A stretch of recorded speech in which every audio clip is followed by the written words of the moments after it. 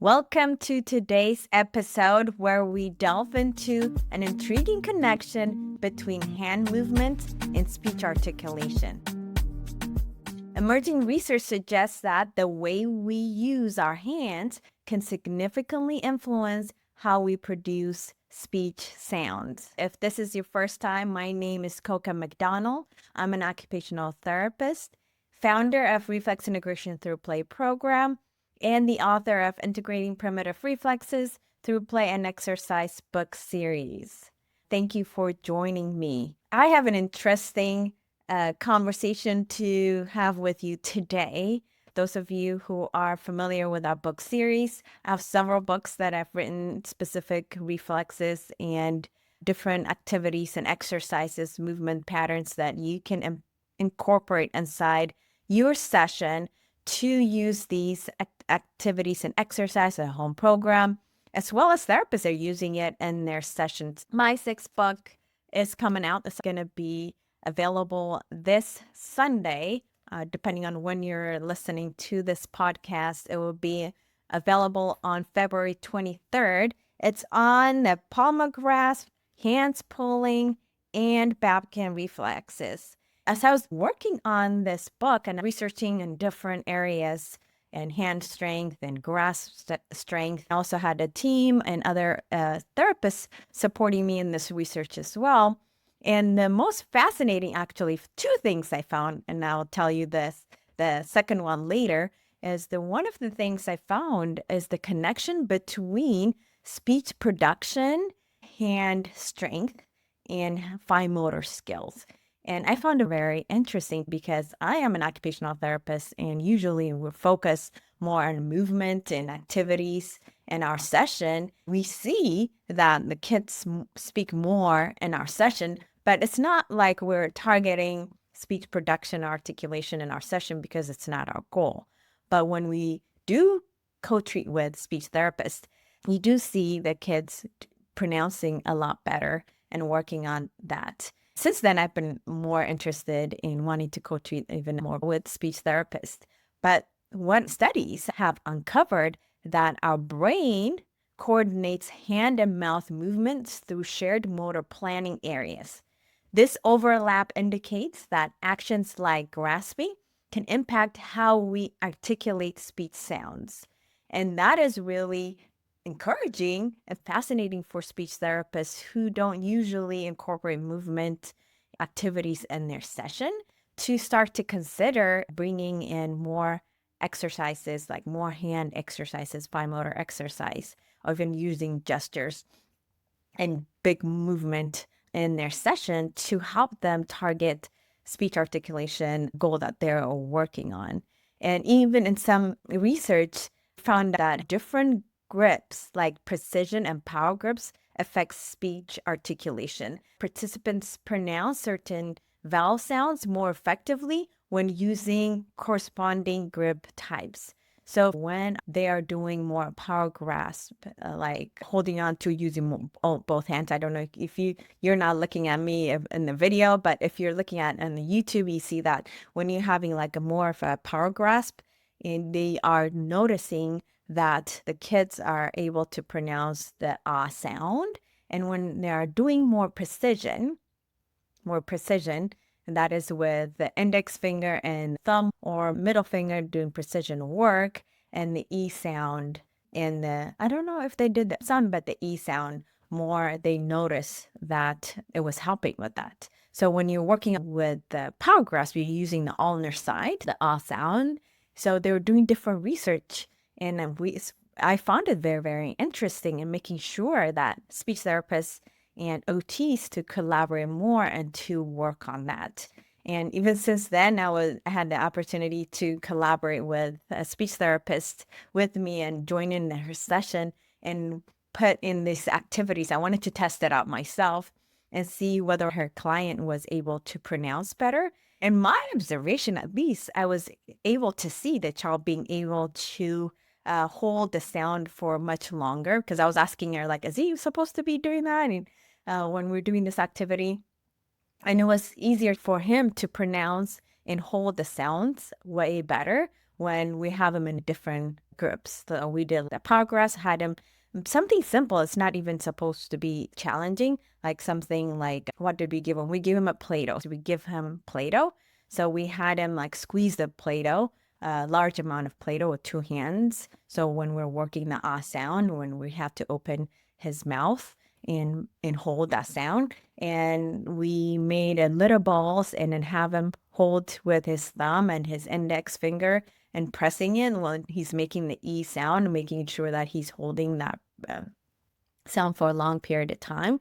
And we're able to see his ability to hold it, even for the speech therapist to see that that was much easier to implement. I found it very interesting. And if you're a speech therapist and you are targeting that specific area, give it a try. I would love to hear what you find, because using movement in sessions, I believe, is the best way to incorporate almost like a whole body involvement in your session, instead of a seated session in the speech therapy that you're conversating and you're trying to encourage the child, having him stand up and moving around using gross motor, using fine motor activity. The gross motor part can be more of alertness, and then using fine motor for articulation might be really, really helpful for you. As I was writing this book, I was able to see a lot more research being done. We tried to make sure that we link some of the research here below, wherever the show note is going to be, for you to check out the different research that are out there for people looking at fine motor skill and speech development.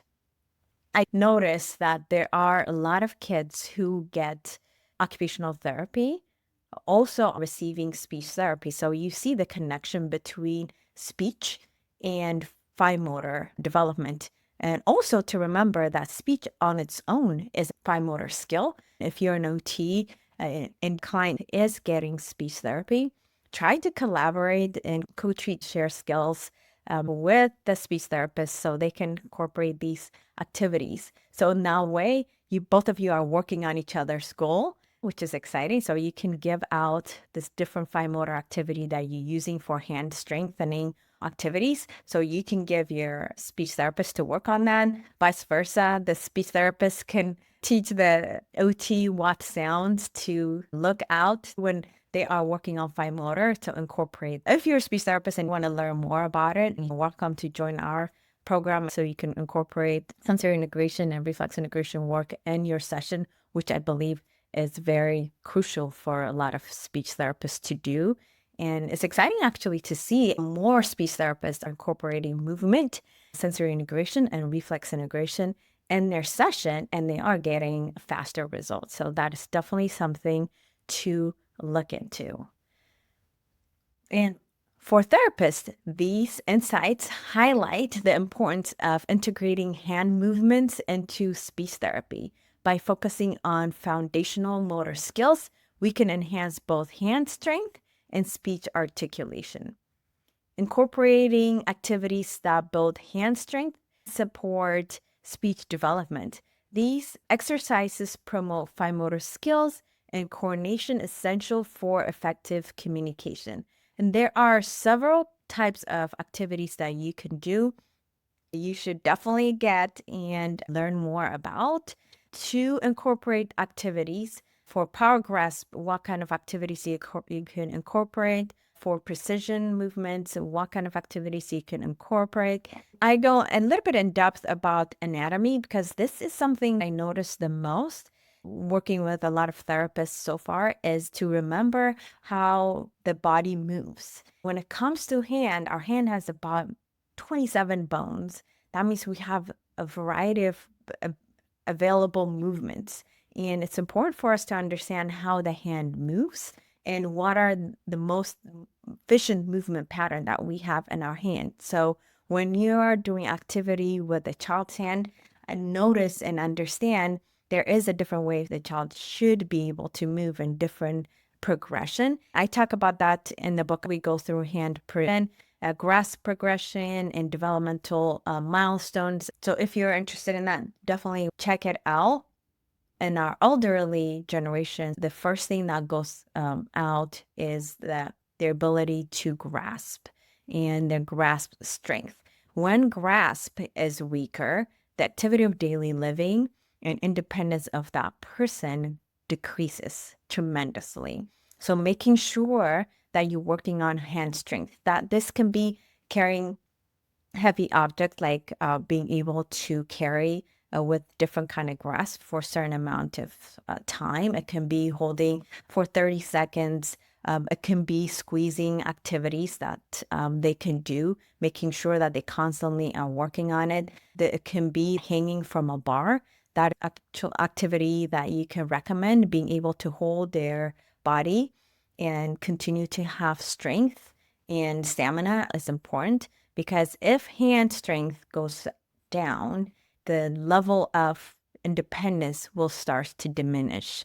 And when you think about it, we rely solely of our hand strength for activity of daily living. We might take it for granted, but if our hand is not working, we're not going to be able to function as much because we rely so much on our hand. So it is really very important to continue working on hand strength at any age, especially an older generation. So if you're working on a physical disability or nursing home or older generation, make sure that you're working on hand strength, because they're finding out that that's definitely the first thing that is going to go out, which will affect everything else afterwards. So any kind of activity, you can use therapy, the different kind of strength therapy you can incorporate. There are some stress balls that you can use, some elastic bands that you can use. I have several exercises that are available in the book and different ages that you can incorporate.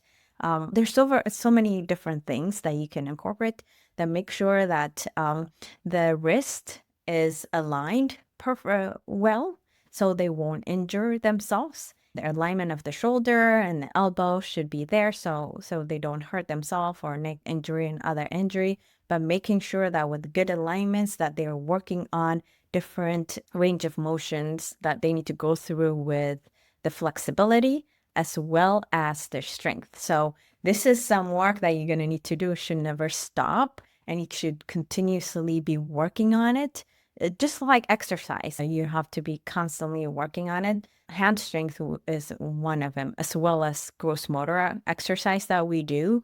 And then we encourage walking and exercising consistently. Don't forget to work on your hand. Go through the hand exercises in the book and looking through like the different hand movements, being able to touch the tip of your fingers and isolating, opening and closing. Really look at your own hand and see, does my hand go through all this range of motion? Do I have flexibility? Does something hurt? And look through all the anatomy and movement patterns. Make sure you look through that.